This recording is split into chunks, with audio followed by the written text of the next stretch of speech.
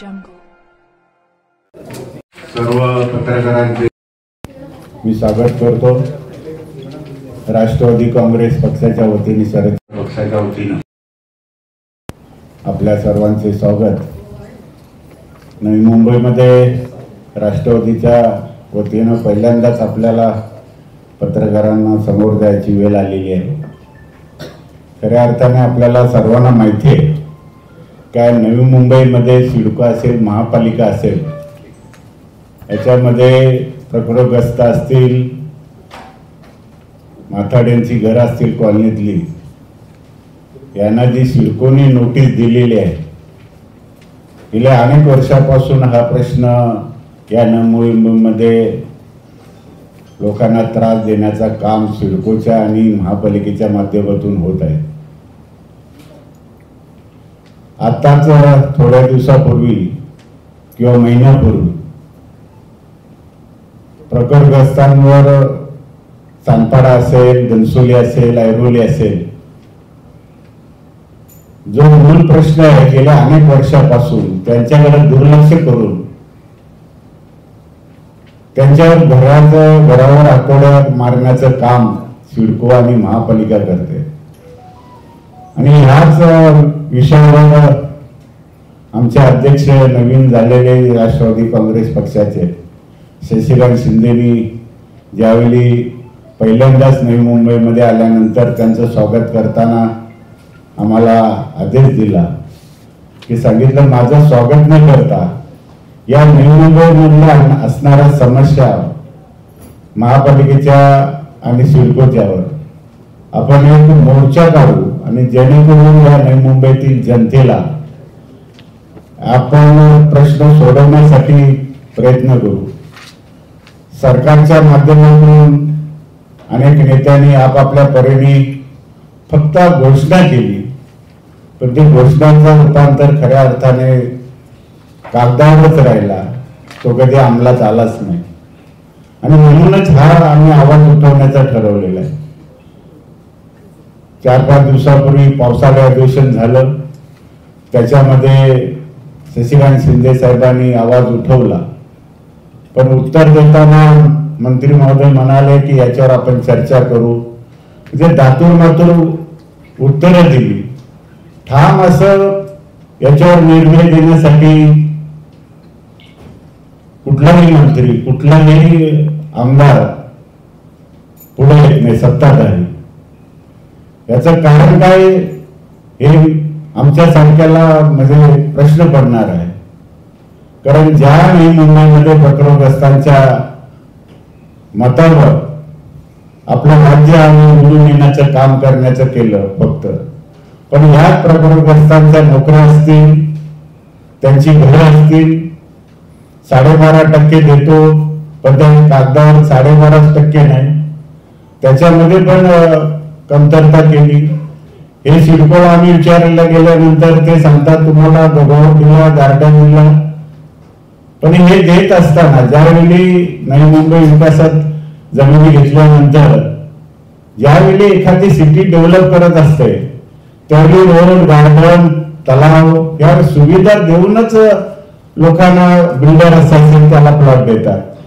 पण प्रकरणग्रस्तांच्या जमीन काडीमोल मोलाने घेतल्या आणि त्यांना जेव्हा प्लॉट दिलं ते 12.5% पूर्ण न देता त्याच्यामध्ये पण कटोती केली।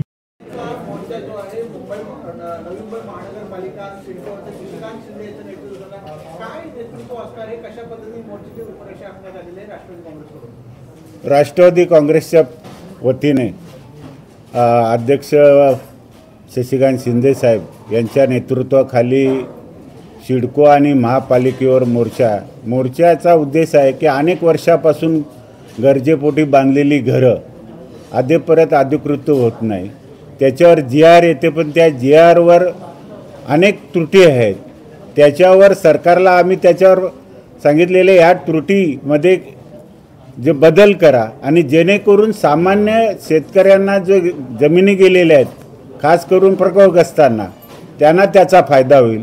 आताच आपण बघितलं असेल की माथाडी कॉलनीतली रहिवासी असतील किंवा अनेक जाती धर्माची लोक असतील, त्यांना ज्या नोटिसा आलेल्या आहेत त्याच्यावर जी कारवाई करणार आहे महापालिका, त्या संदर्भात आमचा हा मोर्चा आहे। आणि मोर्चामध्ये आम्ही सर्वजण म्हणजे त्याच्यामध्ये प्रकरग्रस्त असतील किंवा माताडे असतील किंवा अनेक जाती धर्माचे लोक असतील ज्यांची घरं आहेत त्यांच्यामध्ये सामील होण्यासाठी आम्ही सर्वांना आवाहन केलेलं आहे। पाटील साहेब, दोन विषय आहे की एकतर जे नोटीस आलेले आहेत त्या अगोदर गरजेपोटीच्या कायमस्वरूपी बांधण्याबाबतच्या आहेत आणि जे माथाडी कामगारांना आले किंवा LIGच्या लोकांना आलेल्या आहेत त्या कुटुंब विस्तारापोटीच्या बांधलेल्या घरासाठी आलेल्या आहेत। तर या दोन गोष्टी तुम्ही क्लब करून कशा पद्धतीने शासनाच्या समोर मांडण्यासाठी तुम्ही तयार आहात?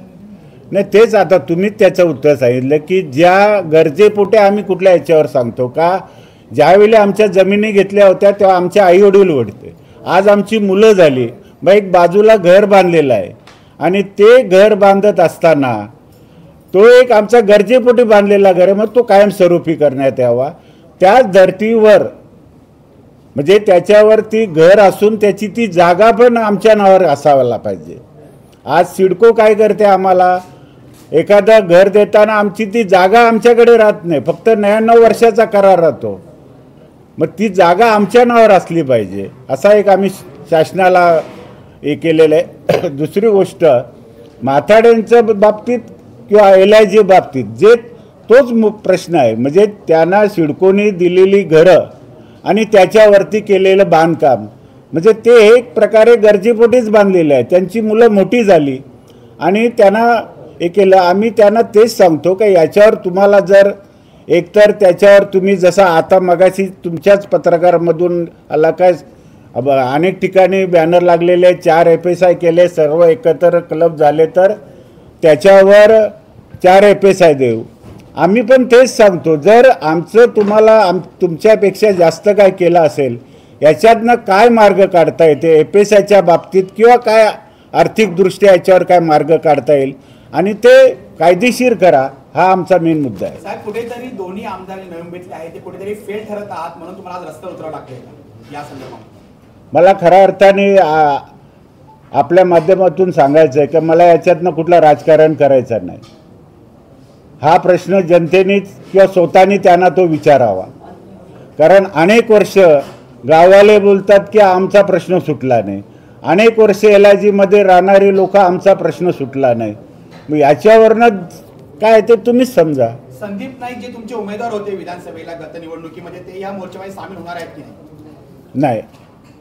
म्हणजे संदीप नाईक हे कुठं आहेत हे अद्याप आम्हालाच माहिती नाही। आपण जिल्हाध्यक्ष आहात म्हणून नाही, आम्ही ज्या वेळी मिटिंग केल्या, आमच्या प्रत्येक महिन्याला मिटिंग होत असतात, ते कुठल्याही मिटिंगला आमच्या येत नाही, त्याच्यावरनं आम्ही त्याच्या बाबतीत काय सांगू शकतो। नवी मुंबईकरांना तुमच्या मोर्चामध्ये सामील होण्यासाठी काय आवाहन कराल? नवी मुंबईच्या जनतेनं एकच आवाहन करेन की आपण कुठल्या पक्षाचे कुठल्या जाती धर्माचे न बघता आपला स्वतःचा घर वाचवायचा असेल, स्वतःचा जर रक्षण करायचं असेल तर कोणी मोर्चा काढला याच्यापेक्षा आपला स्वतःचा प्रश्न आपणच ताकद दिली तर सरकारतर्फे तो प्रश्न सुटेल। की आम्ही विकास करतो, विकास म्हणजे कसला विकास? जर आपल्या राज्यातल्या कंपन्या या बेलावरपट्टीच्या कंपनीच्या गुजरातमध्ये जात असेल आणि आपला महाराष्ट्र आणि खास करून या बेलावरपट्टीतली लोक पुढं काय करणार आहे? नोकऱ्या नसल्यावर मनुष्य बेकारीमध्ये काही करतो। म्हणजे आपण बघितलं असेल महाराष्ट्रामध्ये शेतकऱ्यांच्या विषयावर सरकार बोलत नाही, त्याचा मुलगा कर्जबाजारी होतो आणि तो आत्महत्या करतो। हीच वेळ महाराष्ट्राची नवी मुंबईमध्ये येईल का, ही भीती आमच्या मनामध्ये होती आणि म्हणूनच आम्ही ठरवलं राष्ट्रवादी काँग्रेस पक्षाच्या वतीने का आपण हा मोर्चा सिडको आणि महापालिकेला जाब विचारू। त्यांच्याकडनं काही उत्तर नाही आले तर येणाऱ्या अधिवेशनमध्ये किंवा त्याच्या अगोदर मुख्यमंत्र्यांच्या वर्षा बंगल्यावर किंवा नागपूरवर हा मोर्चा नेण्याचा आमची तयारी आहे। कारण शेवटी अनेक वर्ष प्रश्न जर असाच राहिला तो अंमलात लोकांना आला नाही, त्याचा फायदा झाला नाही आणि घरावर आतोडा पडत असेल, जे राहतं घर जर तुटलं तर तो रस्त्यावर येईल। म्हणून याच्यासाठी आवाज उठवण्यासाठी आम्ही हा मोर्चा आयोजित करण्यात आलेला आहे मला बोलून झालेलं आहे. आपल्याला या विषयावर काय बोलायचं असेल प्रश्न विचारू शकता.